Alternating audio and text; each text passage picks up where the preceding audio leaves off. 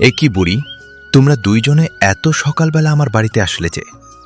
কোনো খবর নিয়ে এসেছো নাকি? খবর তো এনেছি বাবু, তবে খবর শুনে আপনি কতটা খুশি হবেন সেটা ঠিক বুঝতে পারছি না।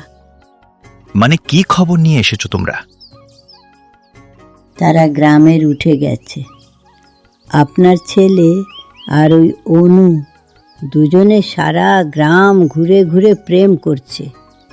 এমনকি তারা নাকি একসঙ্গে রাতও কাটাচ্ছে। এটা কিন্তু মিথ্যা কথা নয়, আমার কাছে প্রমাণ আছে। আমি প্রমাণ নিয়েই এসেছি। কি বলছো তুমি এসব? তুমি যা বলছো সেটা তুমি বুঝে শুনে বলছো তো? বলে যেও না তুমি আমার ছেলের নামে এসব কথা বলছো। আমি কি আর মিথ্যা কথা বলছি? এই তো পাশে রূপা দাঁড়িয়ে আছে, ওকে জিজ্ঞাসা করুন। ও তো আর ওর বোনের নামে মিথ্যা কথা বলবে না। এত বড় একটা ঘটনা ঘটে গেল আমার গ্রামে, অথচ আমি এসবের কিছুই জানতে পারলাম না। গ্রামের লোকজন আমাকে কিছুই জানালো না। জানাবে কিভাবে বাবু? সবাই আপনার ছেলেকে ভয় পায়, তাই তো আপনার কাছে কেউ সাহস করে এসব কথা বলতে আসে না। তাহলে আপনার ছেলে তাকে আস্ত রাখবে নাকি? হ্যাঁ, এরকম অপদার্থ কোনো ছেলে আমি জন্ম দিয়েছি, এটা ভাবতেই তো আমার লজ্জায় মরে যেতে ইচ্ছে করছে।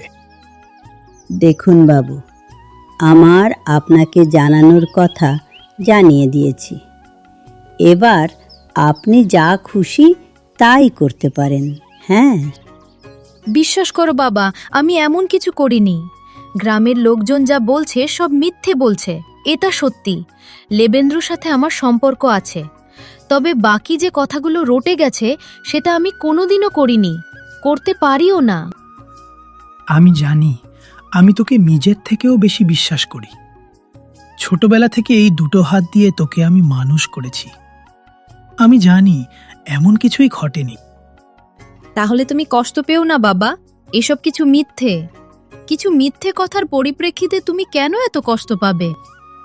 কষ্ট তো পেতেই হবে। গ্রামের লোকজন যা শুরু করেছে, তোকে নিয়ে উঠতে বসতে কথা শোনাবে। তোর একটা কলঙ্ক হয়ে গেল। এসবে আমার কিচ্ছু যায় আসে না। তুমি এসব নিয়ে চিন্তা করো না বাবা, দেখবে কয়েকদিন পর মানুষ এসব নিয়ে আর কোনো কথা বলছে না। সেটা না হয় বুঝলাম, কিন্তু তুই আমাকে এটা বলো, গ্রামে এত ছেলে থাকতে তুই ওই মোড়লের ছেলের সাথে সম্পর্কে জড়িয়েছিলিস কেন? বাবা, সম্পর্ক তো আর কার ছেলে ভালো কি মন্দ এসব ভেবে হয় না, সম্পর্ক হয় মন থেকে। তুমি তো ভালোভাবেই জানো বাবা। এখন তোর এই কারণে আমি তোকেও বিয়ে দিতে পারবো না।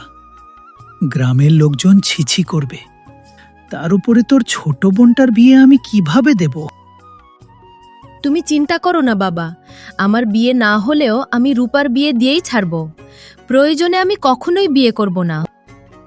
তোদের এক বোনকে বিয়ে দিয়ে অন্য বোনকে ঘরে রাখতে আমি পারবো না রে। আমি তো বাবা, আমি দুই মেয়েকেই সমানভাবে ভালোবাসি। যদি তাই হয় তাহলে আমার কথা পরে চিন্তা করো।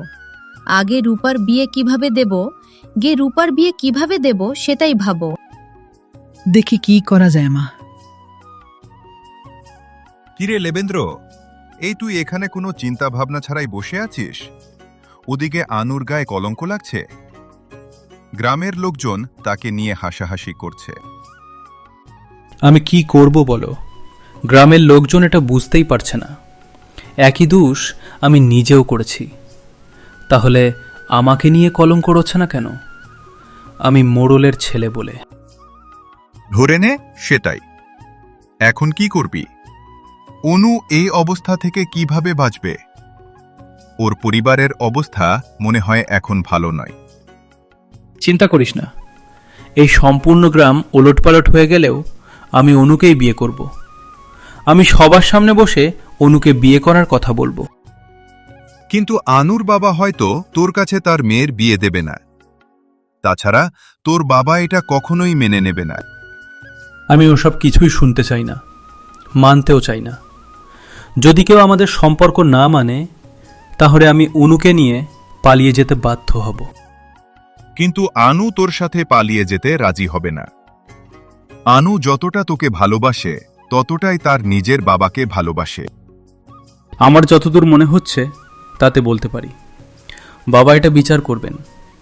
আর যখন বিচার সভা বসানো হবে, তখনই আমি অনুকে বিয়ে করার কথা বলবো। তাতে আমার বাবা মানুক আর না মানুক। ঠিক আছে, তাই হোক। যদি তুই আনুকে বিয়ের কথা বলিস এবং বিয়ে করিস, তাহলে গ্রামের লোকজন একটু শান্ত হবে। আনুকে নিয়ে এতটা মাতামাতি তারা করবে না। ঠিক আছে রে, তুই আমার বন্ধু মানুষ, তুই আমার পাশে সব সময় থাকিস। না হলে আমি কার কাছে যাব, আর কার কাছ থেকেই বা সাহায্য নেব? আরে চিন্তা করিস না, এই গ্রামের একজন লোক যদি তোর পক্ষে থাকে, সেই একজন লোক হব আমি। আজকাল দেখি গ্রামের লোকজন বামন হয়ে চাঁদে হাত দিতে চায়। তারা বোঝে না চাঁদের আলোতে তাদের হাত ঝলসে যাবে। আপনি কি আমাকে কিছু বললেন বাবু? তোমাকে আবার কি বলবো? তোমার সাথে তো কথা বলার রুচিই আমার নেই। যেমন বাপ তার তেমন মেয়ে। কি ভেবেছিলে নিজের মেয়েকে আমার ছেলের গলায় ঝুলিয়ে দেবে? তারপর তোমার মেয়েকে আমি আমার বাড়ির বউ করে নিয়ে যাব। হ্যাঁ। ছি ছি ছি, এসব কি বলছেন?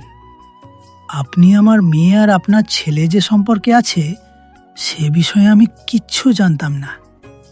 তাছাড়া আমার মেয়ে তো একা দোষ করেনি, দোষ করলে আপনার ছেলেও করেছে। আমার ছেলে এই গ্রামের মোড়লের ছেলে। আমার ছেলের যখন যা ইচ্ছা তাই করতে পারি, কিন্তু তোমার মেয়ের তো বিবেক বুদ্ধি থাকার প্রয়োজন ছিল। এটা কোনো ন্যায় বিচার হতে পারে না বাবু। যদি বিচার হতেই হয়, তাহলে দুজনেরই বিচার হবে। আমার মেয়ে একাদশী হবে কেন? চুপ করো। তোমার যত বড় মুখ নয় তত বড় কথা। সামান্য কৃষিকাজ করে উনি এসেছে উনার মেয়েকে আমার বাড়ির বউ বানাতে। হ্যাঁ, আমার মেয়ে যদি আপনার ছেলেকে ভালো না বাসতো, তাহলে আমি কোনোদিন আমার মেয়েকে আপনার বাড়ির বউ বানাতে চেতাম না। যদি আপনি প্রস্তাব নিয়ে আসতেন, তবুও আমি সেটাকে প্রত্যাখ্যান করতাম। তুমি কি আমাকে অপমান করছো? এখানে এত গন্ডগোল কিসের? তুমি আবার এখানে এসেছো কি করতে? আশ্চর্য, আমাকে নিয়ে এত কথা হচ্ছে আর আমি এখানে আসবো না? আমাকে তো এখানে আসতেই হবে। তোমার এখানে কোনো কাজ নেই, তুমি বাড়িতে চলে যাও। এখানে আমি আছি তো।